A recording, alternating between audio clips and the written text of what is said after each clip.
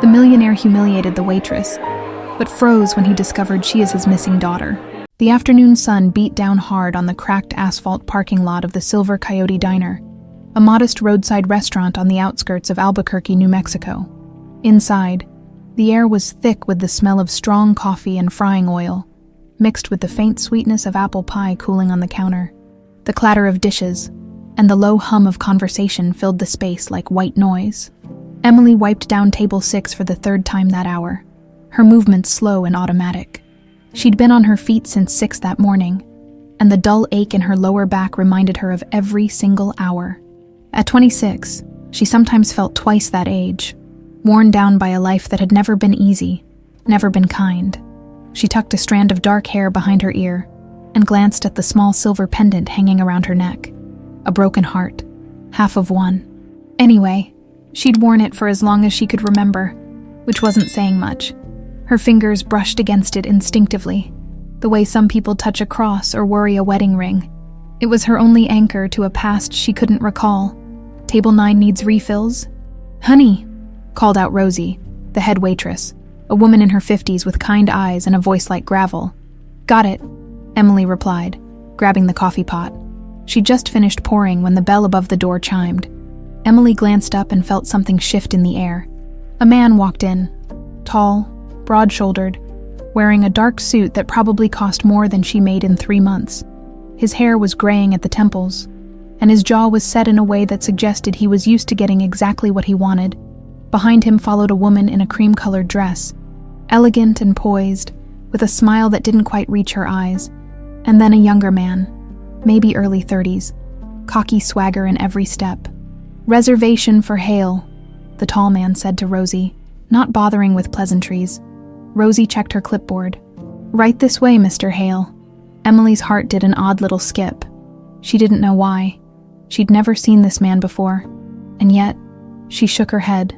Get it together. Rosie seated them at table 12, the best spot in the house, near the window but away from the kitchen noise. Emily wasn't assigned to that section, but Maria, who was, had her hands full with a family of 6. So when Rosie gestured for Emily to cover it, she nodded and grabbed a tray of water glasses. Her hands trembled slightly as she approached. What's wrong with me? Good evening, she said softly, setting the glasses down one by one. Can I get you started with something to drink? The man, Mr. Hale, didn't even look at her. He was scanning the menu like it personally offended him. The woman, who Emily assumed was his wife, ordered a glass of white wine. The younger man asked for whiskey. Neat. Just water for now, Mr. Hale said curtly.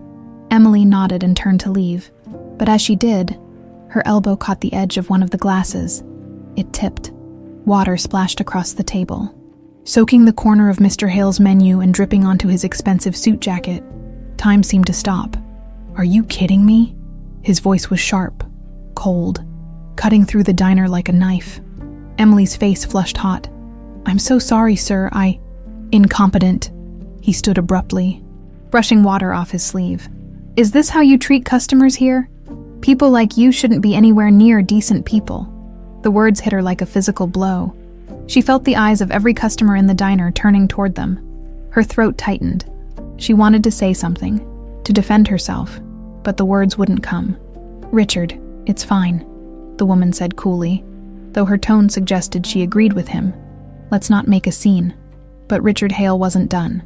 This is unacceptable. I want to speak to the manager. Rosie appeared almost instantly, her face calm but her eyes flashing. I'm the manager. Is there a problem? Your waitress just dumped water all over me. It was an accident, sir. We'll comp your drinks and... I don't want a comp. I want competence. Emily felt tears prickling at the corners of her eyes, but she refused to let them fall. Not here, not in front of him. She murmured another apology, grabbed a towel, and quickly mopped up the water. Then she turned and walked away, her face burning with shame. For the rest of the evening, she avoided table 12. Maria took over, and Emily threw herself into her other tables, moving mechanically, trying not to think, but she couldn't stop replaying his words. People like you. What did that even mean? People who worked hard. People who were just trying to get by. When her shift finally ended at 10, Emily changed out of her uniform in the cramped bathroom and stepped out into the cool, desert night. The sky was massive out here, scattered with stars that seemed close enough to touch. She walked the 6 blocks to her apartment, a rundown studio above a laundromat, and let herself in.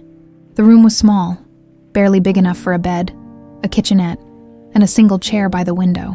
But it was hers. No one could take it from her. She sat on the edge of the bed and pulled the pendant from beneath her shirt, holding it up to the light of a flickering candle on the nightstand. The silver had dulled over the years, but she could still make out the shape. Half of a heart, broken cleanly down the middle. Who had given this to her? And where was the other half? She closed her eyes, trying to remember. There were always fragments, blurry images that felt more like dreams than memories. A big house, sunlight streaming through tall windows. A man's voice, warm and deep, calling her, "What, princess?" No, that couldn't be right. And then nothing. Just darkness. Waking up in a hospital at 9 years old with no memory, no family, no name. The nurses had called her Emily because she'd been found on a Tuesday. Emily Tuesday, like some kind of sad joke. She'd spent years in foster homes and group shelters, always the kid no one wanted to keep. By 18, she'd aged out of the system and had been on her own ever since. A single tear slipped down her cheek, and she wiped it away quickly. Crying didn't help. It never had.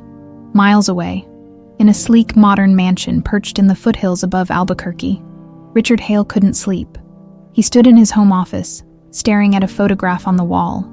A little girl with bright eyes and a gap-toothed smile, wearing a pink dress and holding a stuffed rabbit. His daughter, Sophie. She'd been only 5 years old when the accident happened. 17 years ago, they'd been driving back from her birthday party when another car ran them off the road. Richard had survived with minor injuries. Sophie had vanished. The police searched for weeks, months, but they never found her body, never found any trace of her. Eventually, they'd declared her dead, but Richard had never truly accepted it. Somewhere deep inside, he'd always held onto a sliver of hope. But hope was a dangerous thing. It kept you from moving forward. It kept you trapped in the past. He touched the photo frame gently, then reached into his desk drawer and pulled out a small velvet box. Inside was a silver pendant, half of a heart. The other half had been around Sophie's neck the day she disappeared. He'd had them made for her 5th birthday. 2 halves of one heart. We'll always be connected, he'd told her. Richard closed his eyes and exhaled slowly. That little girl was gone. He had to accept that. He'd built an empire since then. Hale Industries was one of the most powerful real estate development companies in the Southwest. But none of it mattered. None of it filled the hole she'd left behind. And tonight, for some reason he couldn't explain, that hole felt bigger than ever. He thought about the waitress at the diner, the way she'd flinched when he'd yelled at her, the way her hand had gone instinctively to the pendant around her neck, a silver pendant. He shook his head. You're seeing things that aren't there. But as he climbed into bed beside his wife Miranda, who was already asleep, or pretending to be, he couldn't shake the image from his mind. Those sad, familiar eyes. 3 days passed, and Emily tried to forget about Richard Hale. But forgetting wasn't easy when the man kept showing up. The first time, she thought it was coincidence. He walked in alone on Thursday afternoon, ordered black coffee, and sat at a corner booth with his laptop. He didn't acknowledge her, didn't even look her way. Emily kept her distance, letting Rosie handle his table. The second time was Friday evening. Same booth, same black coffee. This time he barely touched his laptop. He just sat there, watching, not in a creepy way exactly, but like he was trying to figure something out. By Saturday, when he showed up again, even Rosie noticed. That Hale guy's been here 3 times this week, she said, refilling the sugar dispensers. Never seen him before last Tuesday, and now he's practically a regular. Emily wiped down the counter, trying to appear casual. Maybe he likes the coffee. Our coffee, Rosie laughed. Honey, our coffee tastes like motor oil. That man could afford to drink whatever fancy brew he wants. No, something else is going on. Emily's stomach tightened.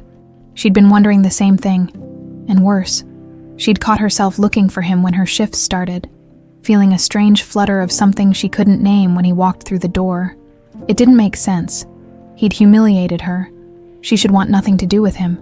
But there was something about him, something that tugged at a place deep inside her chest, like a song she couldn't quite remember.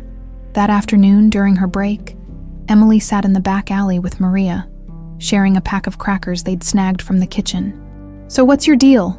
Maria asked, lighting a cigarette. "You've been weird all week." Emily hesitated. Maria was the closest thing she had to a friend. They'd worked together for almost 2 years, but Emily had never been good at opening up.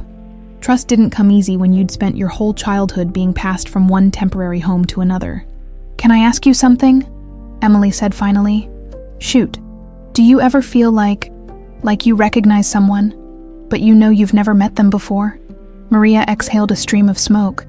"Like déjà vu. Sort of, but stronger. Like a memory you can't quite reach." Maria studied her. "This about that rich guy, the one who's been coming in." Emily's silence was answer enough. "Girl." Maria shook her head. "I know he's easy on the eyes and all, but he's also the one who tore you apart in front of everyone. Don't go catching feelings for someone like that." "I'm not catching feelings," Emily said quickly. I don't know. Never mind. It's stupid." But it wasn't stupid. At least, it didn't feel stupid. That night, after her shift, Emily walked home under a sky so clear she could see the Milky Way. She thought about her life, about the years she couldn't remember. The doctors had called it retrograde amnesia, complete memory loss of everything before the accident.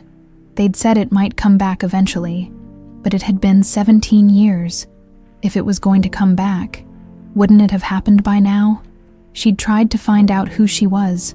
When she turned 18, she'd requested her hospital records, but they were frustratingly vague.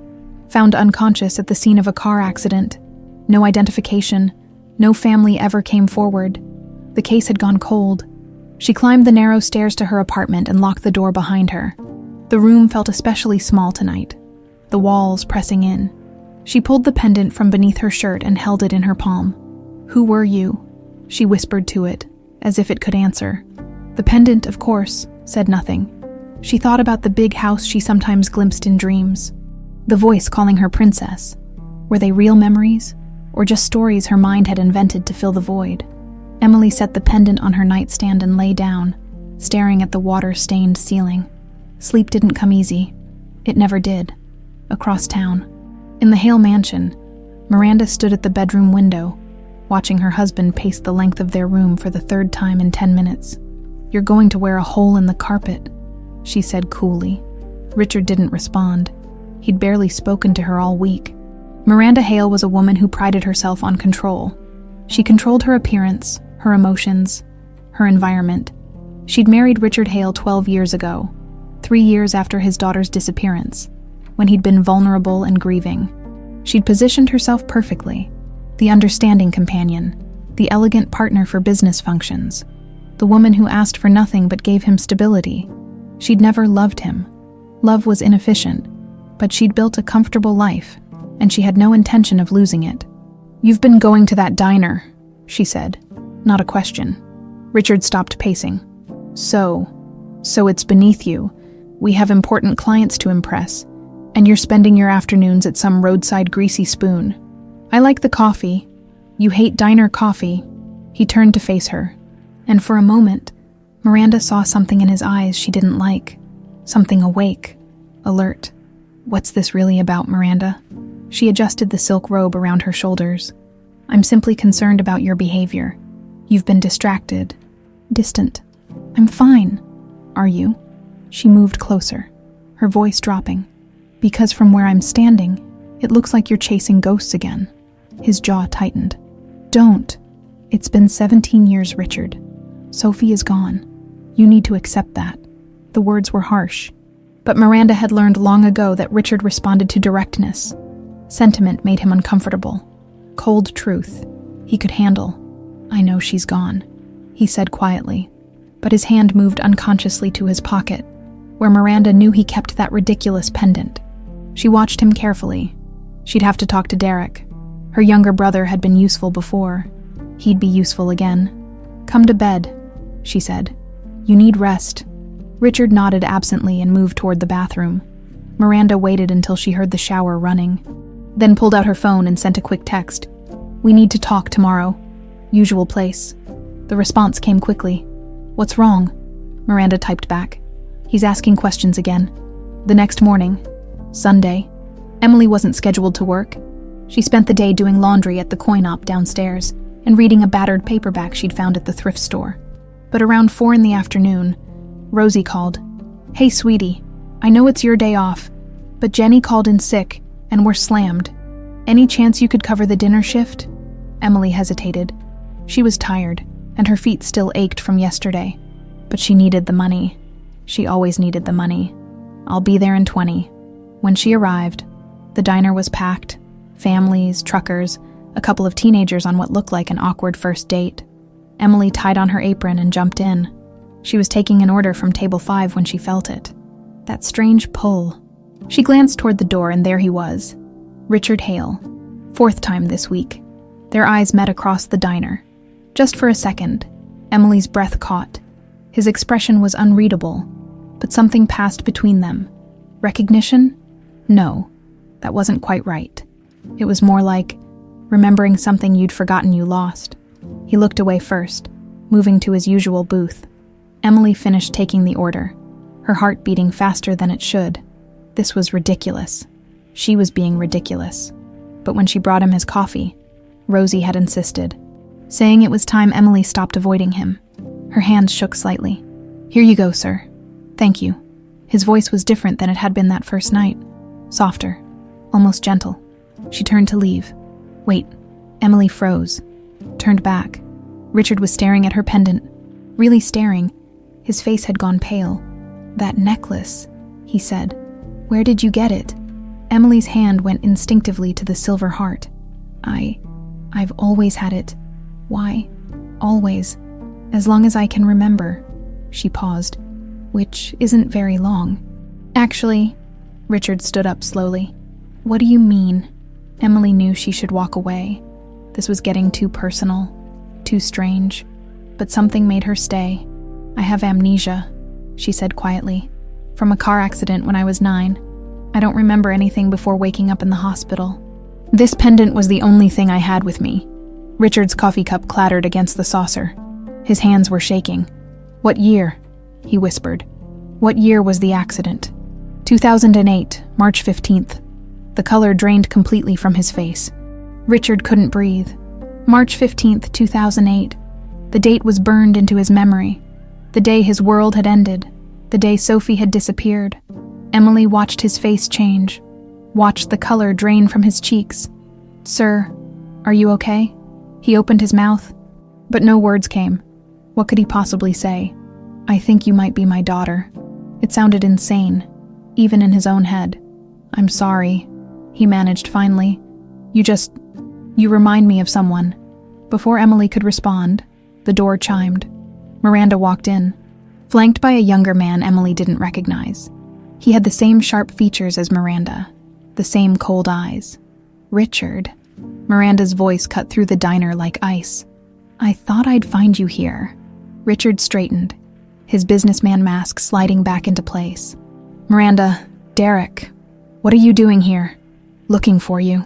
Miranda's gaze slid to Emily, assessing her with the efficiency of someone appraising livestock. "We have the Sanderson dinner tonight. Did you forget?" "I didn't forget." Derek leaned against the booth, smirking. "Nice place, bro. Very authentic." Emily felt herself shrinking under their scrutiny. She recognized that look, the one that said she was beneath them, not worth their time. "Can I get you anything?" she asked, her voice smaller than she'd intended. "We're not staying," Miranda said dismissively. Then, to Richard, "We need to go now."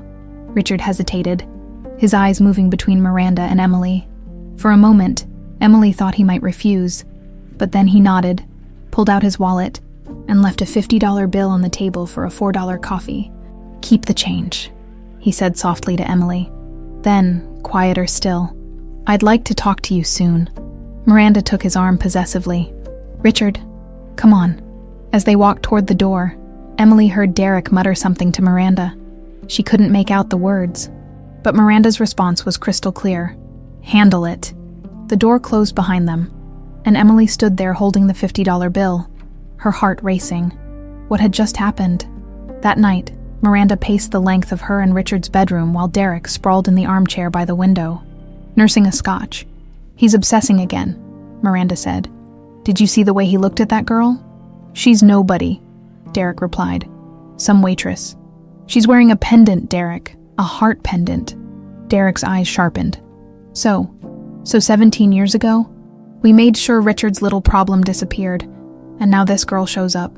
Same age Sophie would be, wearing jewelry that looks exactly like the one Sophie had. Derek sat up straighter. "You think it's her?" "I think we can't take chances." Miranda stopped pacing, her mind working. "We paid good money to make sure that child was never found. The nurse we bribed. Did he say anything about a pendant?" "He said the kid was unconscious when he dropped her at the shelter. He took her wallet, her ID, everything valuable." Derek frowned. "But he might have missed something small." Miranda's jaw tightened. 17 years ago, she'd orchestrated the perfect solution.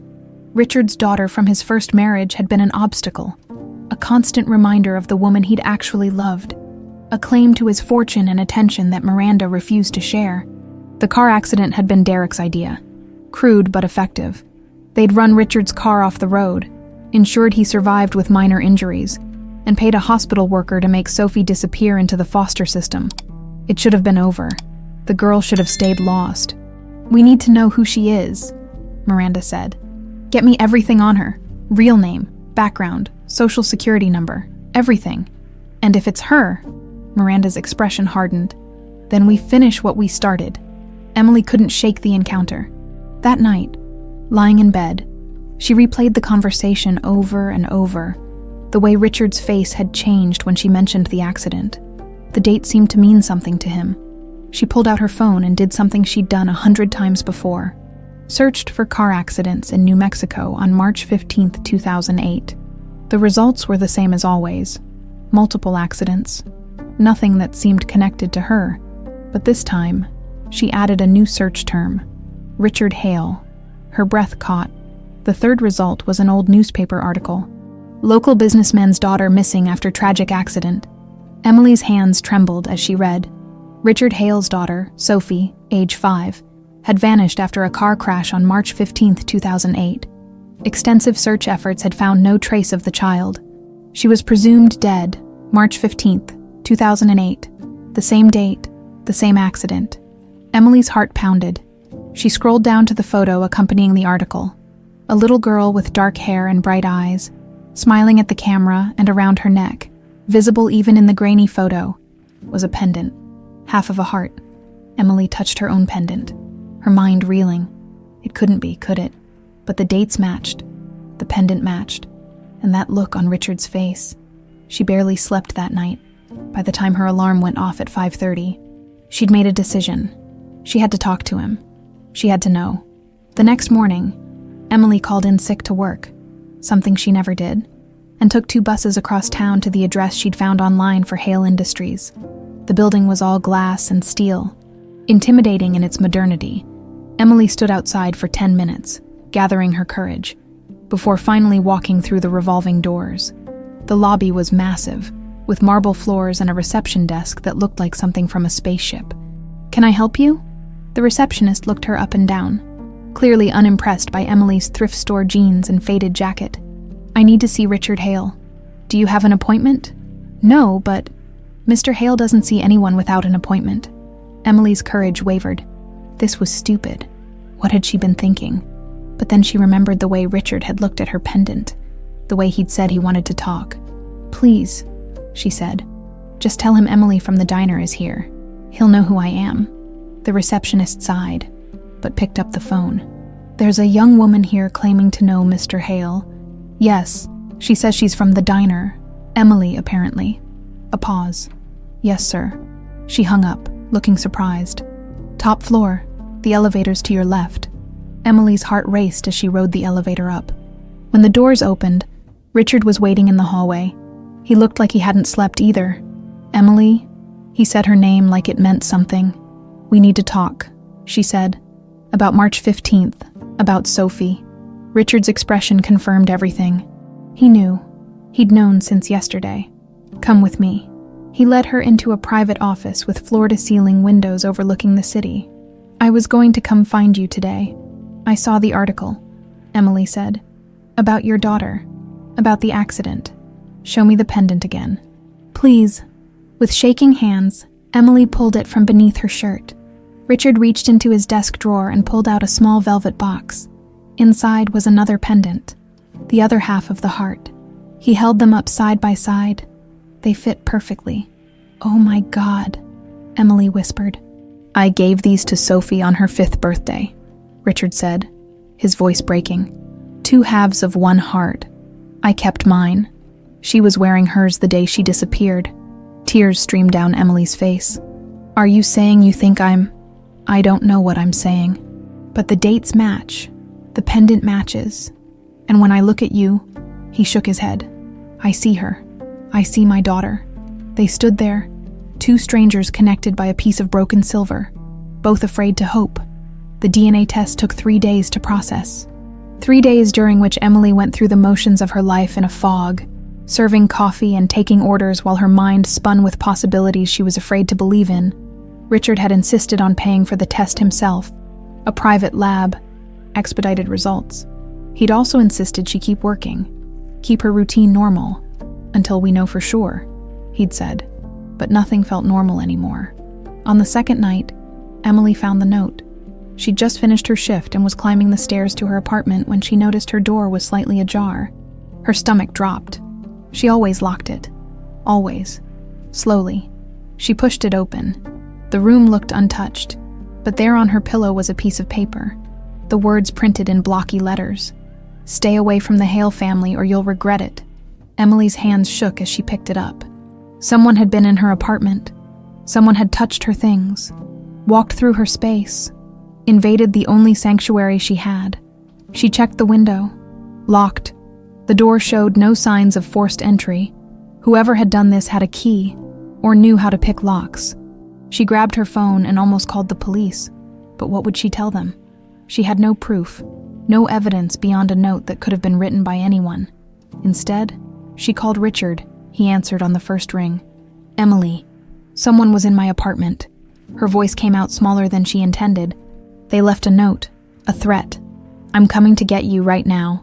Don't go anywhere." 20 minutes later, Richard's black Mercedes pulled up outside her building. He took one look at the note and his jaw clenched. "Pack a bag," he said. "You're not staying here. I can't just leave." "Yes, you can, and you will." His voice was firm but not unkind. "I have a guest house on my property. It's secure. It has an alarm system. You'll be safe there." Emily wanted to argue, wanted to insist she could handle this herself, but the truth was, she was terrified. She'd been alone her whole life, but she'd never felt unsafe like this. She packed quickly. Clothes, toiletries, the few possessions that mattered. The whole process took less than 10 minutes. Her entire life fit into one duffel bag as Richard drove through the dark streets. Emily stared out the window. Why would someone threaten me? I don't know, but his tone suggested he had suspicions he wasn't sharing. The Hale property was massive, set back from the road behind iron gates that opened automatically as they approached. The main house glowed against the night sky, all glass and sharp angles, but Richard drove past it, following a smaller road to a modest guest house tucked among desert landscaping. "It's not much," he said, though it was nicer than anywhere Emily had ever lived. "But it's private, safe." He showed her inside. A small living room, kitchenette, bedroom and bathroom, everything clean and modern and completely impersonal. "The alarm code is 0315, he said. "March 15th. I'll show you how to... I can figure it out." They stood awkwardly for a moment. This man might be her father, or he might be a stranger who'd happened to lose a daughter on the same day she'd lost her memory. They wouldn't know for sure until the test results came back. "Thank you," Emily said finally. "For this, for helping me." Richard's expression softened. "Get some rest. We'll figure this out." After he left, Emily locked the door, set the alarm, and checked every window. Only then did she allow herself to breathe. She was asleep when her phone rang at 2:01 a.m. "Hello," she answered groggily, heavy breathing on the other end. Then a distorted voice. clearly using some kind of voice modulator. "You should have listened to the note." Emily sat up, suddenly wide awake. "Who is this?" "Stay away from Richard Hale. This is your last warning." The line went dead. Emily's hands trembled as she dialed Richard. She hated feeling weak, hated needing help. But she was in over her head. He answered immediately, alert. "What's wrong?" She told him about the call. "I'm calling a private investigator," he said. "First thing in the morning, and I'm getting you a new phone with an unlisted number." "Richard, what's going on? Why is someone doing this?" A long pause. "I have enemies in business, people who don't like my success. It could be corporate espionage, someone trying to find leverage against me." But Emily heard the uncertainty in his voice. He was keeping something from her. The next morning, Richard arrived with a man named James Chen, a private investigator he'd worked with before.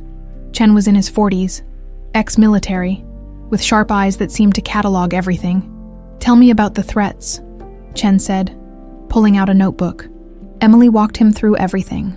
The note, the phone call, the feeling she'd had lately of being watched. "And before all this started," Chen asked, "had you had any contact with the Hale family? I spilled water on Richard at the diner last week." "That's it." Chen glanced at Richard, who was standing by the window, tension radiating from his shoulders. "What aren't you telling me?" Chen asked him directly. Richard hesitated, then pulled out the two halves of the pendant. He explained about Sophie, about the accident, about the DNA test they were waiting on. Chen's expression remained neutral, but Emily saw something flicker in his eyes. Understanding, maybe, or concern. "I'll need to run a full background check on Emily," he said. "Hospital records, foster care records, everything. And I'll need to look into your family, Richard, starting with Miranda and Derek. You think someone in my family is threatening Emily. I think we shouldn't rule anything out." Chen closed his notebook. "How many people know about the DNA test?" "Just the 3 of us in the lab." "Keep it that way." Chen stood. "In the meantime, Emily, vary your routine. Don't go anywhere alone. And if anything else happens, anything at all, call me immediately." After Chen left, Richard made coffee while Emily sat at the small kitchen table, processing everything. "I should go to work," she said. "My shift starts in 2 hours." "You're not going back to the diner." "Excuse me." Richard sat across from her. "It's not safe. Whoever's threatening you knows where you work. And until we figure out who's behind this, I need that job. I need the money. I'll pay you. Whatever you make at the diner, I'll match it, double it." Emily's pride flared. "I don't want your charity." "It's not charity, it's protection." His voice softened. "Please, until the test results come back, until we know what we're dealing with, just let me keep you safe." Emily wanted to argue, but she was exhausted, scared, and for the first time in her life, someone was offering to take care of her. "Okay," she whispered, "but just until we figure this out." That afternoon, while Emily tried to nap, Richard met with Chen at a coffee shop downtown. "What did you find?" Richard asked. Chen slid a folder across the table. "Your wife's brother, Derek, has some interesting financials. Large cash withdrawal 17 years ago. $50,000. No clear explanation for it." Richard's blood ran cold. March 2008, week before Sophie's accident. "That doesn't mean..." "There's more." Chen pulled out another document. "I tracked down the EMT who responded to your accident. He retired 8 years ago. Moved to Florida. I called him this morning. He said something always bothered him about that crash." "What?" "The other car that hit you. It didn't try to brake, didn't swerve. He said it looked intentional." Richard felt the world tilt. Someone deliberately ran us off the road. It's possible. And if Derek had $50,000 in cash right before it happened, Chen let the implication hang. Richard's mind raced. Miranda, Derek, had they orchestrated the accident? But why? Miranda had married him after Sophie disappeared. Unless, "Find out everything," Richard said, his voice hard. "Everything about Miranda and Derek, phone records, financials, associates. I want to know what they had for breakfast 17 years ago." Chen nodded. "And Emily, I'll keep her safe, whatever it takes." As Richard drove back to the estate, his phone rang. "Miranda, where have you been?" she demanded. "You missed the charity luncheon. Something came up." "Well, Derek and I covered for you again." A pause. "Is this about that waitress?" "People are starting to talk, Richard. Let them talk. Don't be stupid. You're making a fool of yourself over some girl with a sad story." Richard's grip tightened on the wheel. "I have to go." He hung up before she could respond. When he arrived home, Emily was awake, sitting on the small porch with a cup of tea. She looked fragile in the afternoon light, but there was steel underneath. She'd survived 17 years alone. She was stronger than she looked. "The results come back tomorrow," he said, sitting beside her. "I know. Are you scared?" Emily considered the question, terrified. "If the test is negative, I lose the only real connection I've ever had. If it's positive," she trailed off. "If it's positive, you have a father who spent 17 years looking for you." Their eyes met, and in that moment, DNA didn't matter. They both felt it. The connection, the recognition, the sense that something broken was finally being made whole. James Chen worked fast. Within 48 hours, he had a file thick enough to bury someone. Richard sat in his office at Hale Industries, the manila folder open in front of him. Each page a fresh betrayal. Bank statements, phone records, emails recovered from an old server. The evidence was damning. March 10th, 2008. Wire transfer from Derek Morrison to an offshore account. $50,000. March 12th, 2008. Cash withdrawal by Miranda Hale. $25,000.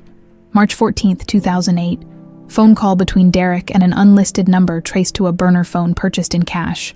March 15th, 2008. The accident. March 17th, 2008. Payment from the same offshore account to one Marcus Webb, former nurse at Albuquerque Regional Hospital. Richard's hands shook as he turned the pages. Chen had tracked down Webb in Florida. The man had been reluctant to talk at first, but when Chen mentioned obstruction of justice and accessory to kidnapping, Webb had cracked. He'd confirmed everything. Miranda and Derek had paid him to take an unconscious child from the hospital and leave her at a shelter 300 miles away. No questions asked. No paper trail. The child's name, according to the hospital intake form Chen had obtained: Sophie Hale. Richard closed the folder and pressed his palms against his eyes. His wife, his brother-in-law. They'd tried to kill his daughter, and they'd lived in his house, eaten at his table, smiled to his face for 17 years. His phone buzzed. "Chen, the DNA results came in," the investigator said without preamble. "The lab just sent them over." Richard's heart stopped. "And 99.9% match. She's your daughter, Richard. Emily is Sophie." The world seemed to tilt. Richard had known. Somewhere deep down, he'd known from the moment he saw that pendant. But hearing it confirmed made it real. "There's something else," Chen continued. "I've been monitoring Derek's communications. He just booked a one-way ticket to Costa Rica. Leaves tomorrow night. He's running. Looks that way. Miranda's been calling him every hour. I think they know we're onto them." Richard's mind raced. "Can you stop him from leaving?" "Not legally. We don't have enough for an arrest warrant yet. We need more solid evidence, or we need one of them to confess. Then we make them confess." Emily was in the guest house kitchen making lunch when Richard arrived. One look at his face told her everything had changed. "The results are in," he said. Emily set down the knife she'd been using to slice tomatoes. Her hands had started shaking. "And you're Sophie." His voice broke on the name. "You're my daughter." Emily felt her knees go weak. She gripped the counter for support. "You're sure?" 99.9% certain." Richard pulled the official lab document from his jacket and handed it to her. She stared at the numbers, the clinical language that confirmed what her heart had already known. She was Sophie Hale. She had a father. She had a name. "I don't remember being her," she whispered. "That's okay." Richard moved closer but didn't touch her, as if afraid she might break. "We'll build new memories." Emily looked up at him, tears streaming down her face. "Why? Why would someone take me away from you?" Richard's expression hardened. "That's what we need to find out. But first, there's something you need to see." He showed her the file Chen had compiled. As Emily read through the evidence, shock gave way to fury. Miranda, Derek, they'd orchestrated everything. "They tried to kill me," she said. the words sounding surreal even as she spoke them. And now they know we're close to the truth. Derek's trying to flee the country. We have to stop them. We will. But we need more than circumstantial evidence. We need a confession. Richard hesitated. And I have an idea. But it's risky. And it involves you. That evening, Richard called a family meeting.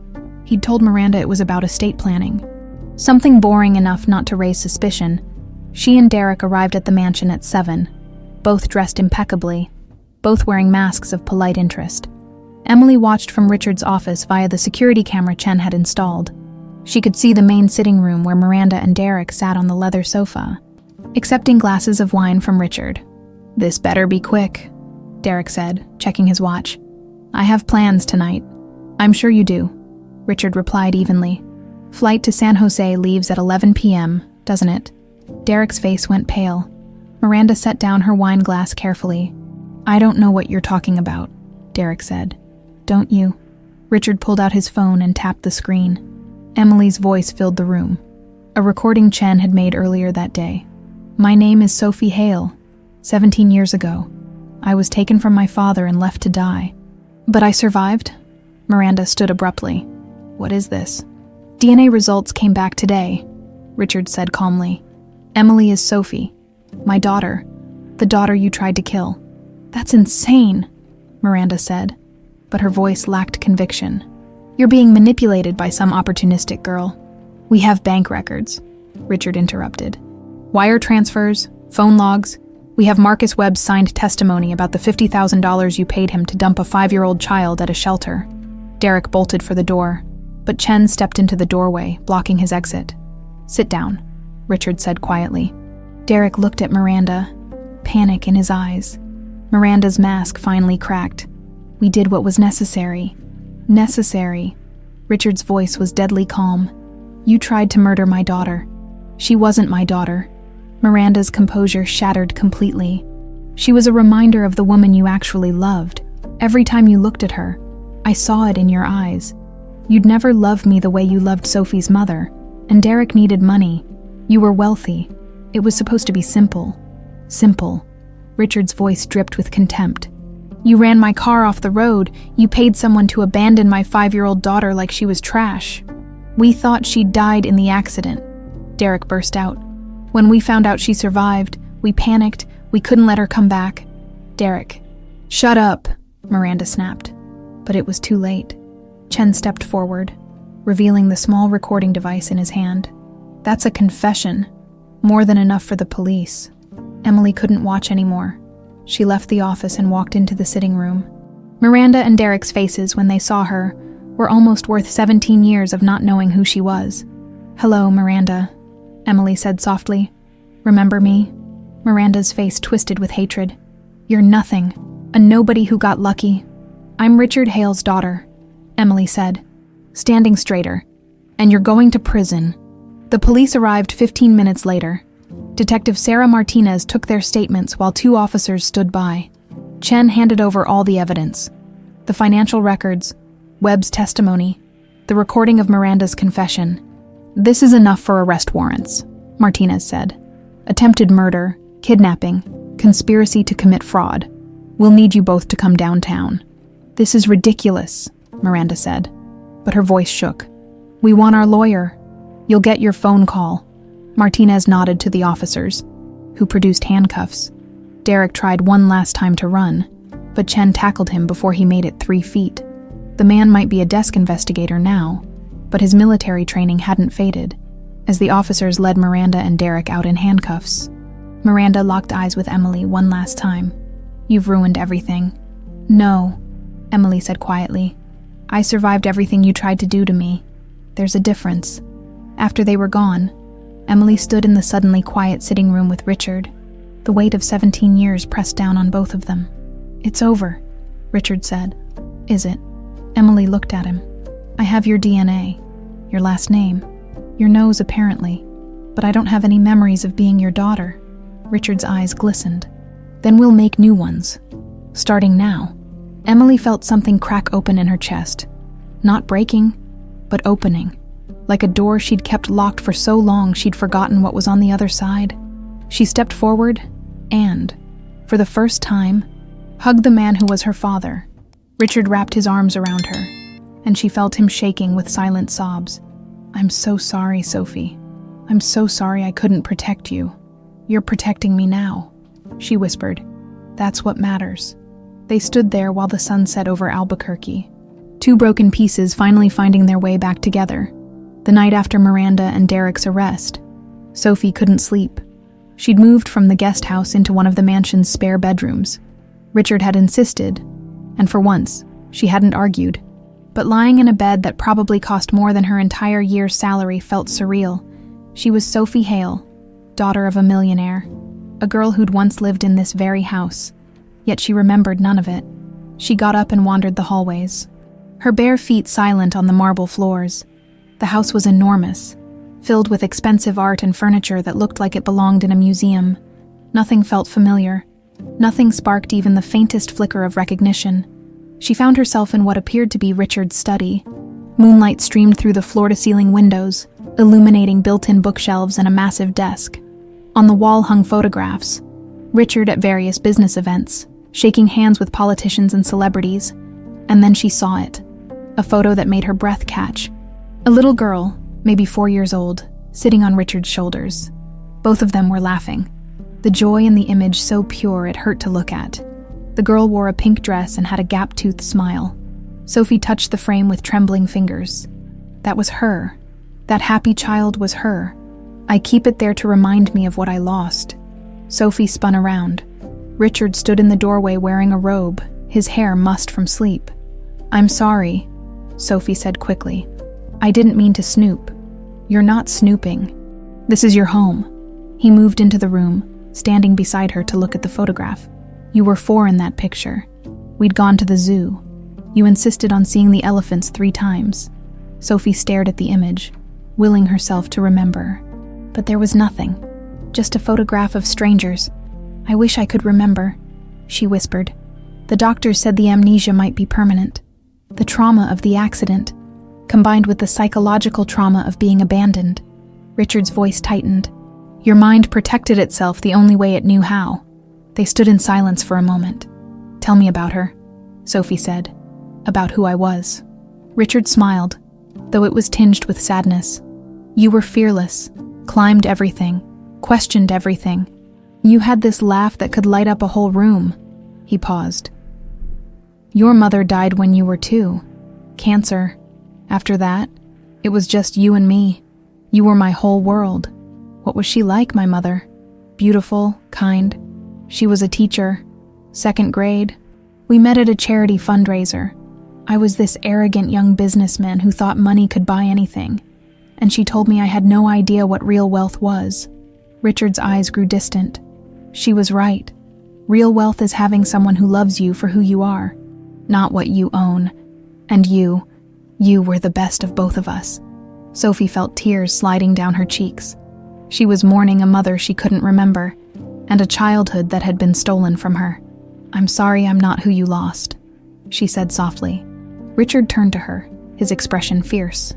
"You are exactly who I lost. You survived, Sophie. Against impossible odds, you survived, and that makes you even stronger than the little girl in that photo." The next morning, Detective Martinez called. The case was proceeding quickly. Miranda and Derek had both lawyered up, but the evidence was overwhelming. Webb, the nurse they'd bribed, had agreed to testify in exchange for a reduced sentence. "We're looking at trial in about 6 months," Martinez told Richard over the phone while Sophie listened on speaker. "The DA is confident we'll get convictions on all counts. We're talking 25 to life for both of them."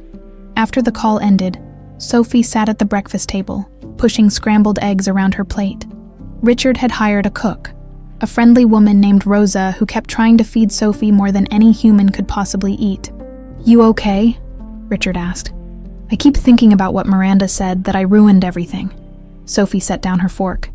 "She spent 17 years thinking she'd gotten away with it, and then I just showed up. You didn't ruin anything. You exposed the truth." "I know. But part of me feels," she struggled to find the words, "guilty, almost. Like I should have stayed lost." "Sophie, no." Richard reached across the table and took her hand. Don't ever think that. You have every right to exist, to have a family, to reclaim your life. Do I? Though, I'm not really Sophie anymore.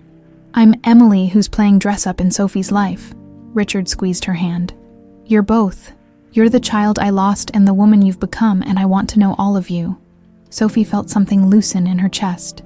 She'd been so worried about living up to the memory of who she'd been that she hadn't considered she could just be who she was now. I want that too, she said quietly. That afternoon, James Chen arrived with more documents. He spread them across Richard's desk.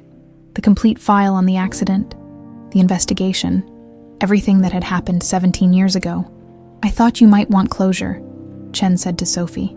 Answers to questions you probably have. Sophie picked up the police report from the night of the accident. She read through the clinical description. Single vehicle collision. Driver, Richard Hale. Injured but stable. Passenger, Sophie Hale, age 5. Missing from the scene. Extensive search conducted. No body recovered. They searched for 3 weeks, Richard said quietly. I hired private investigators. Search and rescue teams. Psychics. Anyone who claimed they could help. But it was like you'd vanished into thin air. Because Miranda and Derek made sure I did. Sophie's voice was bitter. Chen pulled out another document. This is Webb's full statement. He says Miranda approached him 2 days after the accident. Told him there was a Jane Doe child in the IQ that nobody was claiming. Offered him $50,000 to take her off the hospital's hands.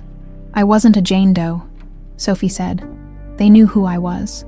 Webb falsified the records. Made it look like you'd been brought in from a different accident. No-eyed, no family then. When you were stable enough to move, he checked you out in the middle of the night and drove you to a children's shelter in Las Cruces. Sophie felt sick. And they just accepted me. No questions. Shelters are overwhelmed. A nurse brings in an unconscious child with amnesia. Says she was found at an accident scene.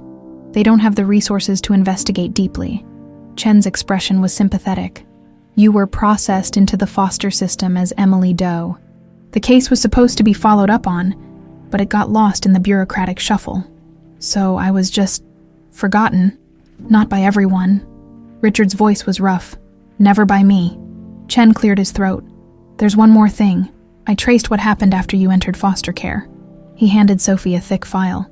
Your records, where you lived, who you stayed with, everything up until you aged out at 18. Sophie paged through it with shaking hands. A litany of temporary homes, brief stays, families who hadn't worked out. Some entries made her stomach turn. Emily displays attachment issues, difficult to place. Child is withdrawn, unresponsive to affection. I was a problem child, she said flatly. You were a traumatized child, Richard corrected. And you had every right to be. Sophie kept reading until she reached the end. The note from her final caseworker. Emily aged out of system at 18. Declined continued support services. Current whereabouts unknown.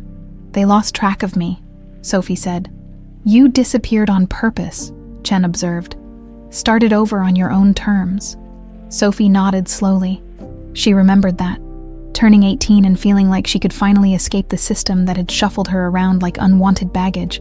She'd taken whatever job she could find, moved to Albuquerque on a whim, and tried to build something resembling a life. She'd been alone, but at least she'd been free. I survived, she said quietly. I don't know how, but I did. Richard's eyes shone with unshed tears.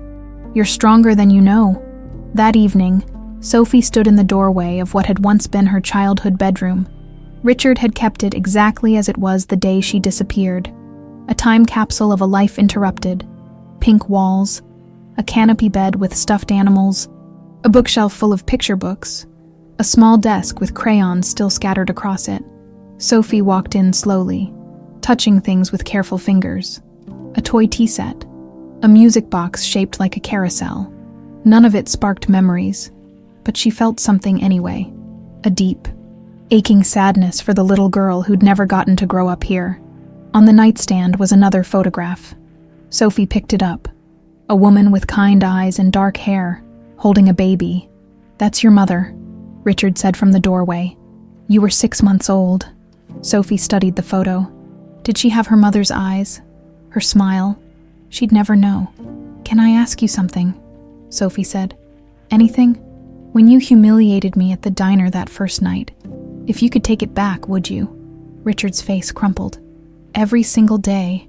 I was so angry at the world, so bitter about losing you, that I'd become exactly the kind of man I never wanted to be. And then I took it out on you, my own daughter, without even knowing it.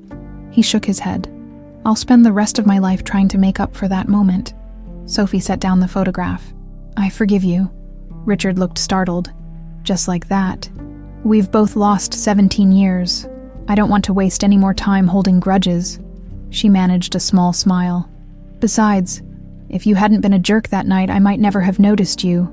Might never have found my way home. Richard crossed the room and pulled her into a hug. Welcome home, Sophie. Welcome home. 2 weeks passed in a strange new rhythm. Sophie moved fully into the mansion, though she still felt like a guest. Richard hired a therapist, Dr. Sarah Winters, who specialized in trauma and recovered memories. They met 3 times a week in Dr. Winters' comfortable office downtown. Don't force the memories, Dr. Winters advised during their 4th session. Let them come naturally. Sometimes trauma survivors never recover what they've lost, and that's okay. You're not less valid as a person because you can't remember your childhood. But Sophie wanted to remember, desperately.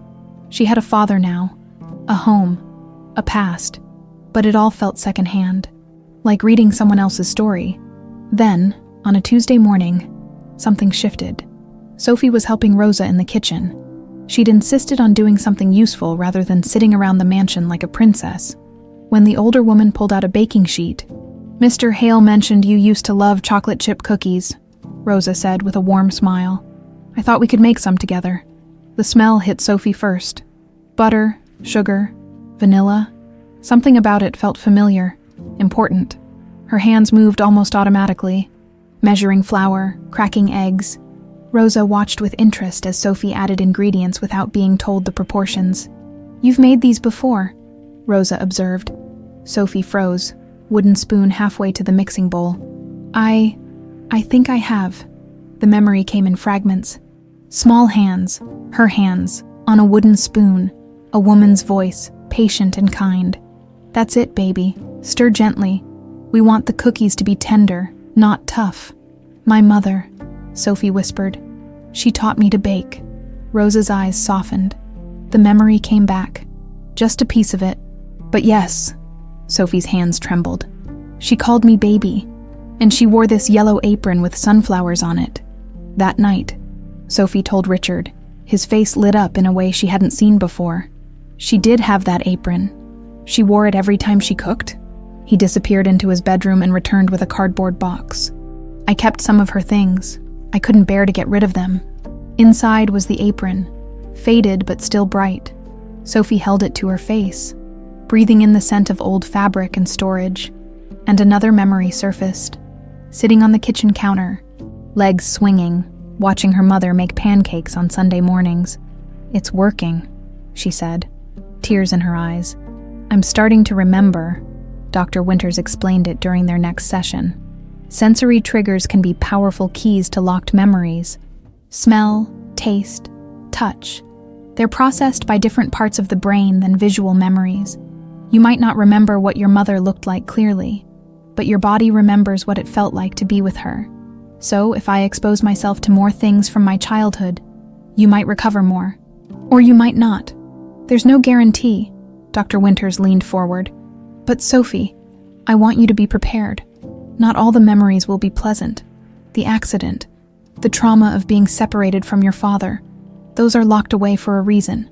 I need to know, Sophie said firmly. All of it. That weekend, Richard suggested they visit the site of the accident. Sophie agreed, though her stomach churned with anxiety during the drive.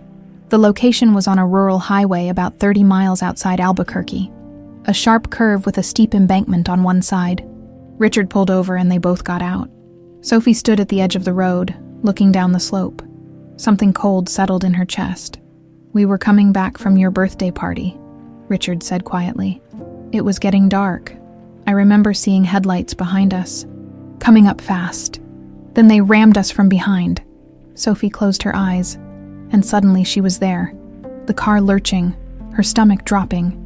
Daddy yelling, the seatbelt cutting into her chest, the world spinning, tumbling, glass shattering. Screaming, hers or his, she couldn't tell. Then silence, darkness, pain. She'd crawled out through the broken window. She remembered that now. Crawled out calling for her daddy. But he wasn't moving. There was blood on his face. Then other lights, a different car, a woman getting out. Sophie had felt hope. Help was coming. But the woman's face had been cold, mean. Take care of it, the woman had said to someone. Make sure she doesn't talk. Strong hands grabbing her, Sophie trying to scream. But something pressed over her mouth and nose. A sweet smell. Then nothing. Sophie gasped, stumbling backward. Richard caught her. I remember, she choked out. I remember Miranda. She was there. She was at the accident. Richard's face went white. What? Sophie told him everything. The fragments she'd just recovered. Miranda standing over her with cold eyes. The chemical smell of whatever they'd used to knock her out. She made sure I saw her, Sophie said, her voice shaking. I think that's why my mind blocked it out. I was 5 years old and someone I knew, someone who'd been in our house tried to kill me. Richard pulled her close, his own body trembling. I'm so sorry, God, Sophie, I'm so sorry. They stood there on the side of the road where Sophie's life had been ripped apart, holding each other while the desert wind whipped around them. That night, Richard called Detective Martinez and reported the new information. She took Sophie's statement, asked careful questions, and assured them it would strengthen the case against Miranda and Derek. But Sophie couldn't settle. The memories were coming faster now, tumbling over each other like dominoes. She remembered the hospital, waking up in pain, calling for her daddy, nurses with kind faces telling her everything would be okay. She remembered the confusion when days passed and no one came for her. The slow, creeping understanding that something was wrong. The fear that maybe she'd done something bad, and that's why Daddy wasn't coming. And then Webb, the nurse, telling her in a falsely cheerful voice that he'd found her a nice place to stay, carrying her out to a car in the middle of the night. The long drive, being left at a building that smelled like industrial cleaner and sadness. She remembered crying herself to sleep that first night, clutching her pendant, the only thing they'd let her keep. Around midnight, Sophie found herself back in her old bedroom. She sat on the floor surrounded by toys and books, touching each item, letting the memories wash over her. A stuffed elephant named Mr. Trunk, reading time before bed, Richard doing funny voices for all the characters, his laugh, warm and safe, the best sound in the world, playing tea party, dressing up in her mother's old scarves and shoes, Richard pretending to sip invisible tea and declaring it the finest he'd ever tasted, the zoo trip from the photograph, the elephant spraying water, Sophie shrieking with delight, cotton candy that made her fingers sticky, Richard carrying her on his shoulders when her legs got tired, birthday parties, Christmas mornings, ordinary days that had felt magical, simply because she'd been loved. She'd had a good life once, a happy life, and it had been stolen from her. The anger came then, hot and fierce. She'd spent 17 years alone, convinced she was unlovable, that something was fundamentally wrong with her. She'd aged out of foster care believing no one wanted her.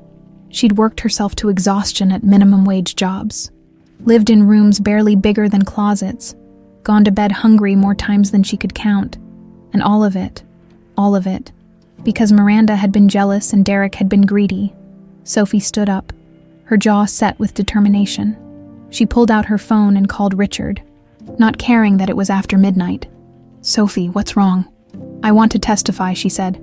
When the trial happens, I want to face Miranda and Derek in court and tell them exactly what they did to me. A pause. Are you sure? The prosecution said they might not need you on the stand. I'm sure. They need to hear it. They need to look me in the eye and see that I survived, that they failed. Okay. Richard's voice was full of pride. Okay, I'll call the DA in the morning. After they hung up, Sophie stood at the window of her childhood bedroom, looking out at the lights of Albuquerque spread below. She was Sophie Hale. She was Emily Doe. She was both and she was neither. But most importantly, she was a survivor, and she was done hiding. The trial was set for 6 months out, but the district attorney's office moved quickly to build an airtight case. Sophie met with prosecutors twice, walking them through her recovered memories, providing details only the real Sophie Hale could know. Meanwhile, Richard's lawyers worked on a different front, getting Sophie's legal identity officially restored.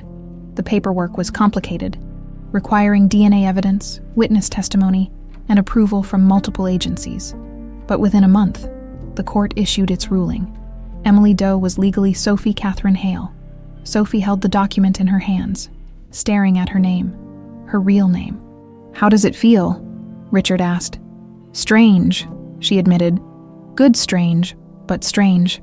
They were in Richard's study, finalizing preparations for something Sophie had requested. A formal gathering where Richard would publicly reintroduce her as his daughter. Not a press conference, but a private event with close friends, business associates, and the few family members Richard still spoke to. "You don't have to do this," Richard said for the 10th time. "We can keep it quiet. Just handle everything through lawyers."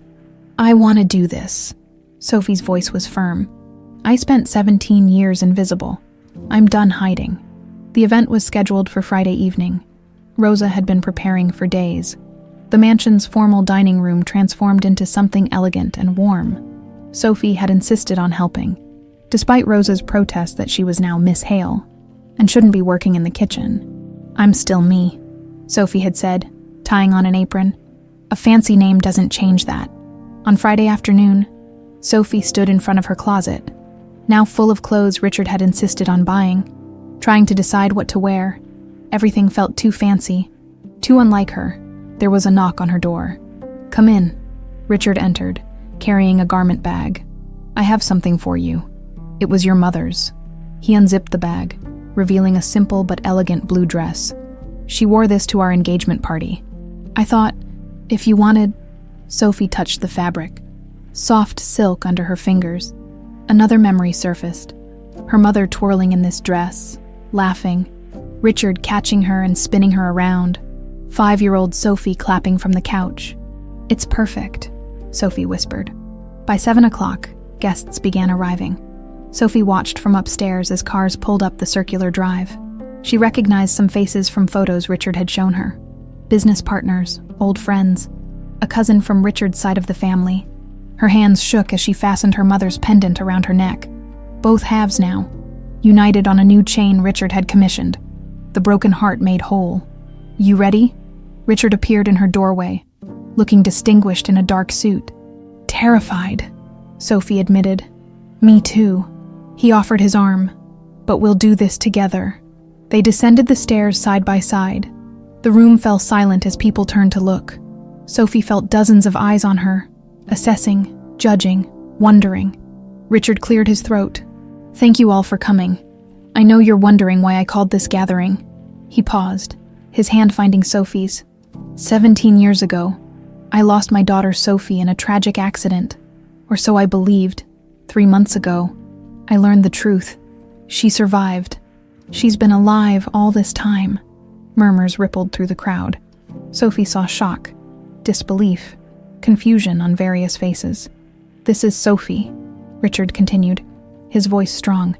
"DNA has confirmed beyond any doubt that she's my daughter, and tonight, I wanted you all to meet her, to welcome her back into the family she was stolen from." A woman stepped forward. Margaret Hale, Richard's aunt, a formidable 70-year-old with sharp eyes. "You're certain? There've been imposters before, Richard. People trying to exploit your grief." "I'm certain." Richard's tone left no room for argument. "The evidence is irrefutable."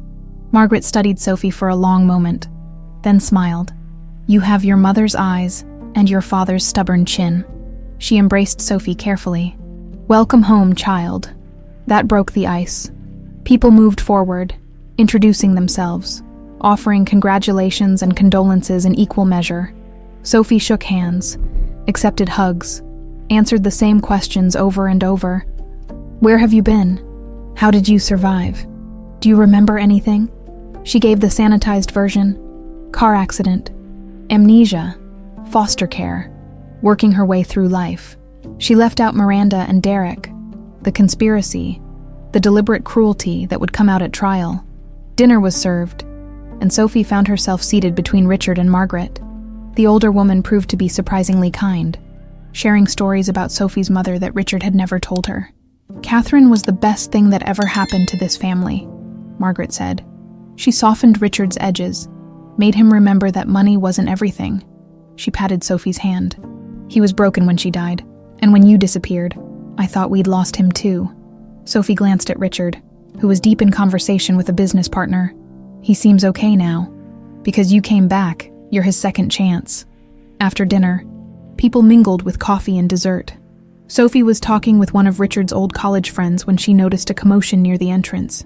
Detective Martinez stood there with 2 uniformed officers. Her face was grim. Richard moved quickly to intercept her. "Detective, what's going on?" "I'm sorry to interrupt," Martinez said, loud enough for everyone to hear. "But there's been a development in the case against Miranda Hale and Derek Morrison." The room went completely silent. "What kind of development?" Richard asked. Martinez glanced at Sophie. "Derek Morrison tried to make a deal. He's willing to testify against Miranda in exchange for a reduced sentence. He claims she orchestrated everything. The accident, the cover-up, all of it." Sophie's stomach dropped. She'd known this was coming, but hearing it announced in front of everyone made it real in a different way. "There's more," Martinez continued. "We executed a search warrant on Miranda's storage unit today. We found documents, notebooks actually, detailed plans, timelines, payments. She kept everything." "Why would she keep evidence?" someone asked. "Insurance," Sophie said quietly. Everyone turned to look at her. "In case Derek ever tried to turn on her." "Which he just did." Martinez nodded. "Exactly. And these documents confirm everything. The deliberate nature of the accident, the payment to Marcus Webb, the ongoing conspiracy to keep Sophie's survival secret." She paused. "There's enough here to ensure both of them spend the rest of their lives in prison." Richard's face was pale. "When's the trial?" "The Dawes office wants to move quickly. Probably within 6 weeks with Derek's testimony and Miranda's own documentation. This case is airtight." After Martinez left, the party atmosphere was gone. Guests began making excuses to leave, offering awkward condolences as they went. Within an hour, the house was quiet again. Sophie helped Rosa clear dishes, needing to do something with her hands. "You okay, mija?" Rosa asked gently. "I don't know." Sophie set down a stack of plates. "Part of me is relieved. The evidence is solid. They'll definitely go to prison. But part of me is just angry. Miranda kept notebooks. She documented trying to kill me like it was a business transaction. Some people," Rosa said, shaking her head, "they don't have souls, or they sold them so long ago they forgot what it feels like to be human." Richard found Sophie on the back terrace an hour later. She was sitting on the steps, looking up at the stars. "Big night," he said, settling beside her. "Huge." Sophie leaned against his shoulder. "Do you think it'll ever feel normal? Having a family, a home, a name? I don't know. Does it need to feel normal?" Sophie considered that. "No, I guess not. Different can be good." "Different can be good," Richard agreed. He put his arm around her. "The trial's going to be hard, seeing them again, testifying. I can handle it. I know you can. But you don't have to handle it alone." He squeezed her shoulder. "That's what family means. We face the hard things together." Sophie felt tears sting her eyes. But they were good tears. Healing tears. "Yeah," she whispered. Together. Above them, the New Mexico sky stretched infinite and star-scattered. Sophie thought about the scared 5-year-old who'd survived a car crash, the confused child who'd woken up without memories, the teenager who'd aged out of foster care with nothing, the young woman who'd worked herself ragged just to survive. That girl had been alone, but Sophie Hale wasn't alone anymore, and she never would be again. The trial began on a cold Monday morning in November. The courthouse steps were crowded with reporters, cameras flashing as Richard and Sophie made their way inside. Sophie kept her head high, refusing to hide her face. The courtroom was smaller than she'd expected from watching TV shows. Miranda and Derek sat at the defense table with their lawyers, both wearing expensive suits that seemed designed to make them look respectable. When Miranda's eyes met Sophie's, there was no remorse, only cold hatred. Sophie didn't look away. The prosecution's case was methodical and devastating. They started with Marcus Webb, the former nurse who'd taken Sophie from the hospital. He was serving 18 months for his role. but his testimony was crucial. Miranda Hale approached me 2 days after the accident, Webb said, his voice flat. Offered me $50,000 to take the girl and make sure she disappeared. No questions asked. And did she specify what should happen to the child?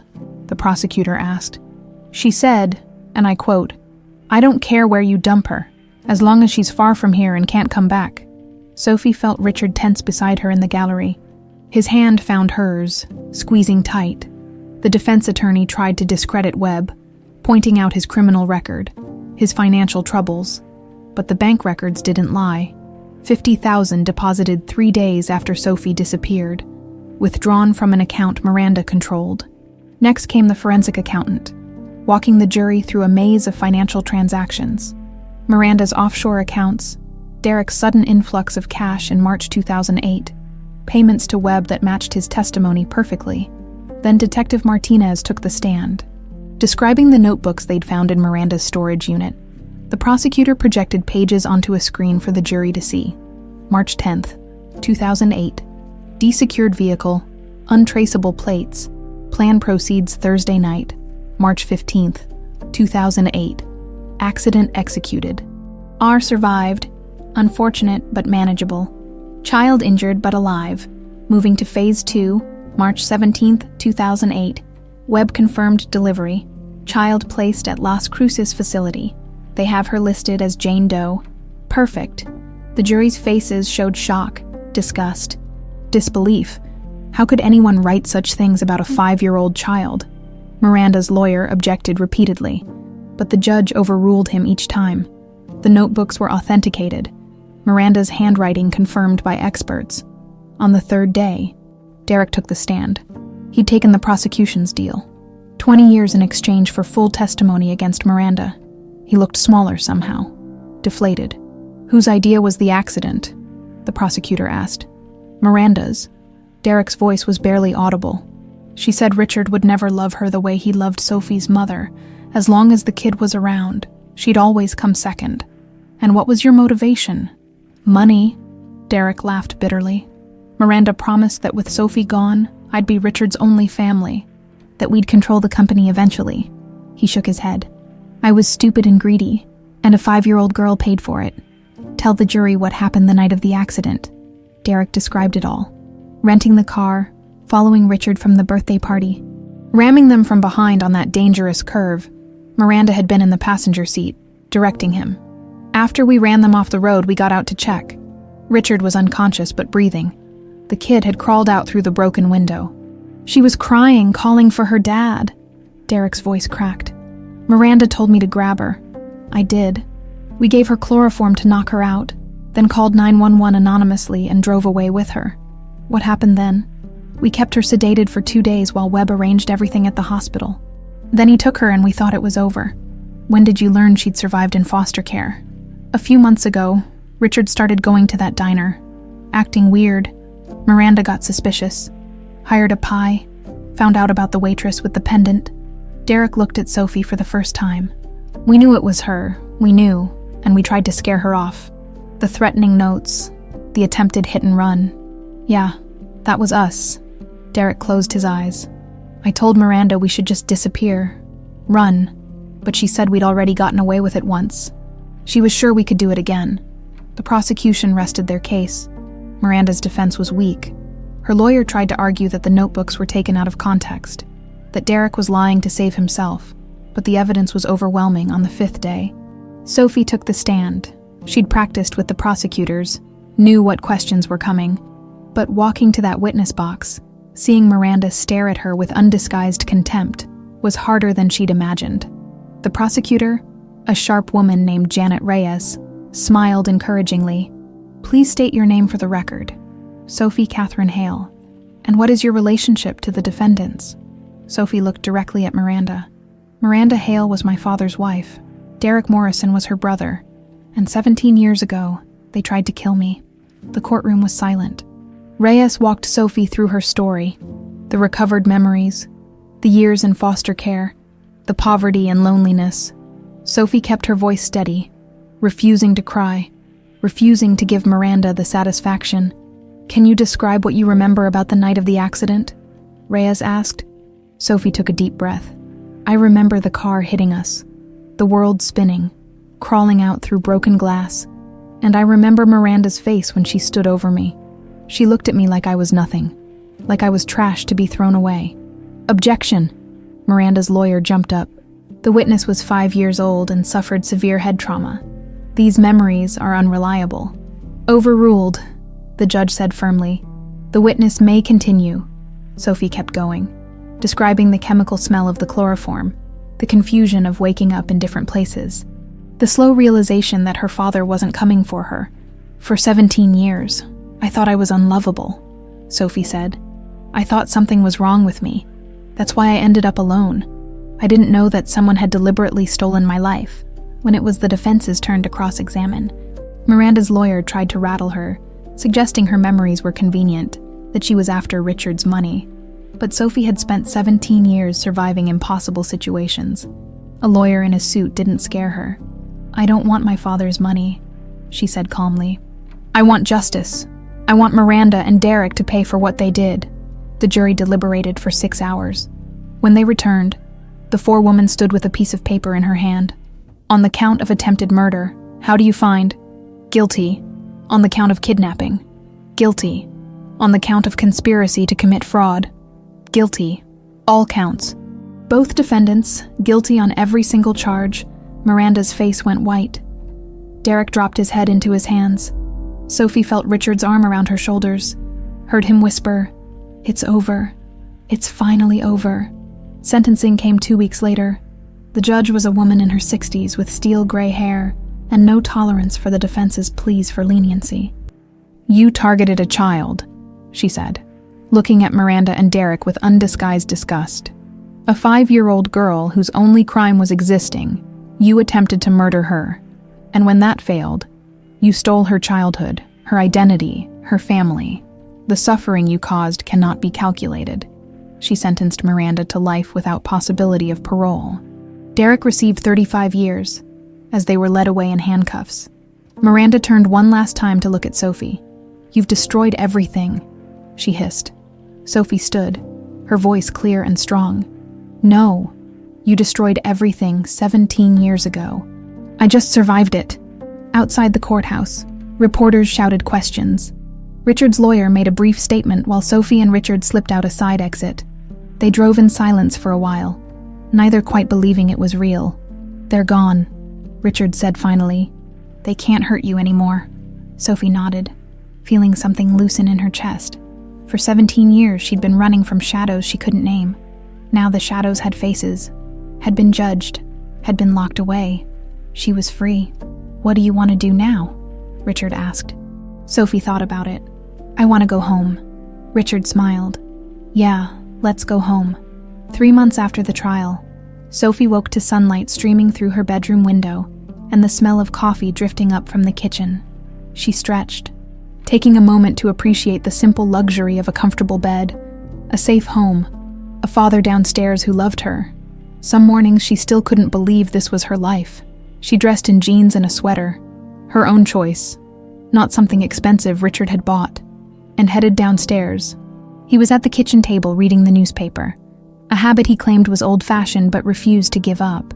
"Morning," she said, pouring herself coffee. "Morning." He set down the paper. "Big day today. You ready?" Sophie nodded. Today they were officially launching the Sophie Hale Foundation, a non-profit dedicated to helping children in foster care, particularly those aging out of the system. Richard had provided the initial funding, but Sophie had designed every program herself: job training, college scholarships, mental health services, emergency housing, all the things she desperately needed and never had. "I'm ready," she said. The foundation's offices were in a renovated building downtown, bright and welcoming. Sophie had insisted on that. No institutional gray walls, no spaces that felt like the shelters she'd grown up in. The walls were painted warm colors, with artwork created by kids in the foster system. The ribbon-cutting ceremony was at 10. Sophie stood at the entrance with enormous scissors, surrounded by social workers, former foster youth, and local politicians who wanted photo opportunities. Richard stood off to the side, beaming with pride. "This foundation represents hope. Sophie said in her speech. Hope for kids who think they're invisible, who think nobody cares. I know what it's like to feel that way, and I want every child who comes through these doors to know, you matter. Your story matters, and you deserve every chance to build the future you dream of. The small crowd applauded. Sophie cut the ribbon, and the Sophie Hale Foundation was officially open. Over the next hours, they gave tours, met with the staff Sophie had helped hire, and talked to the first group of young people enrolled in their programs. Sophie connected with each of them, sharing pieces of her own story, listening to theirs. One girl, maybe 17, pulled Sophie aside.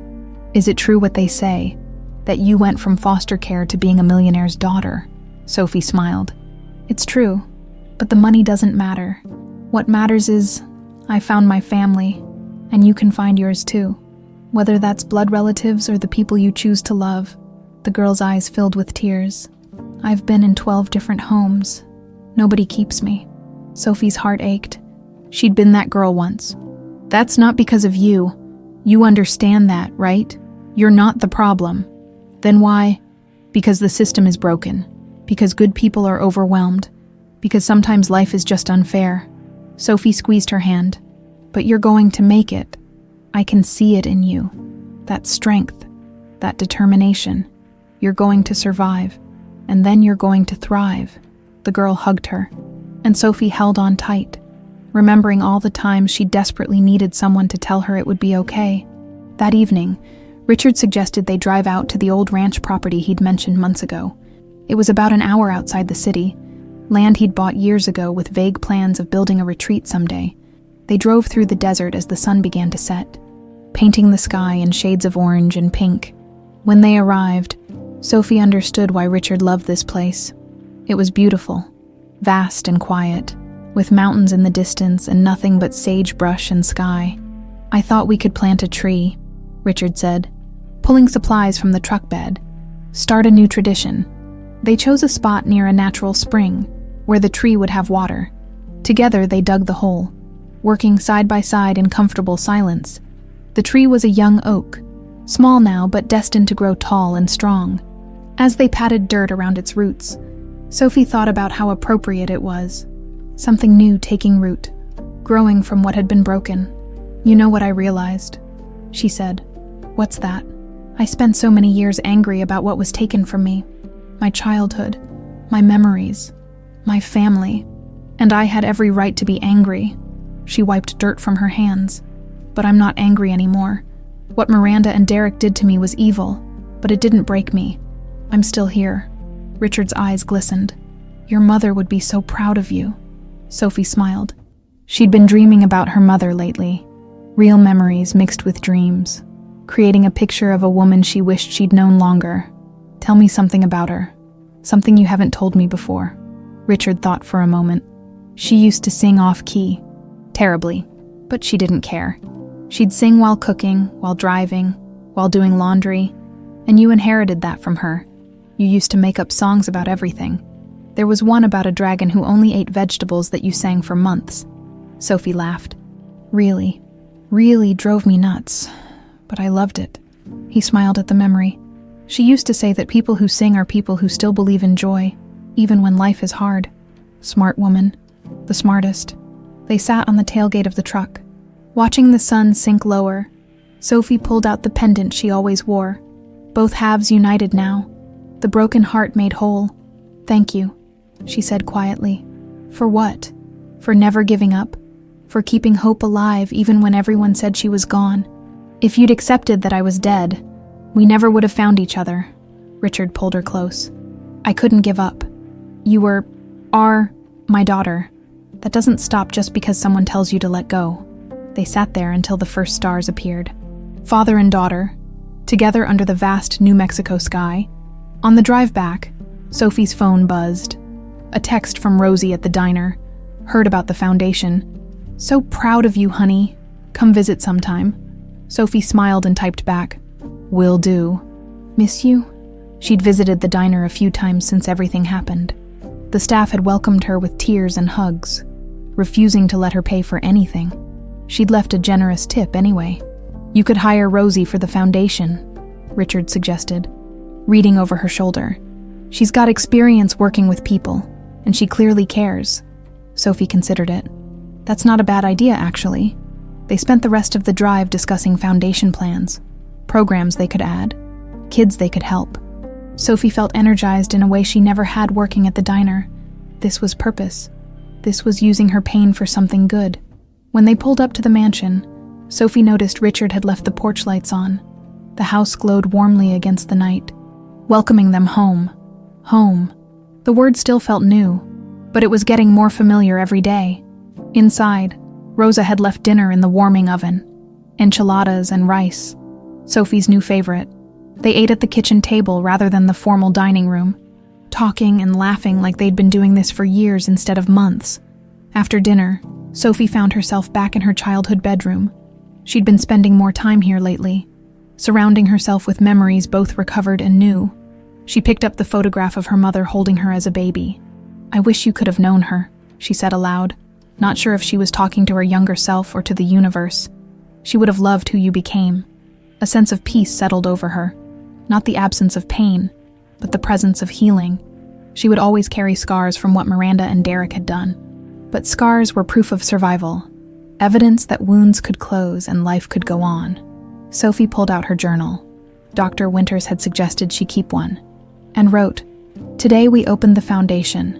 Today we planted a tree.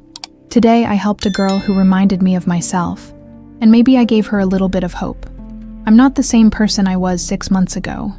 I'm not Emily Doe anymore, scrambling to survive. But I'm not exactly the Sophie who disappeared either. I'm something new, built from both identities, stronger because of what I've endured. Miranda wanted to erase me. Instead, she created someone who refuses to be invisible. I win." She closed the journal and got ready for bed.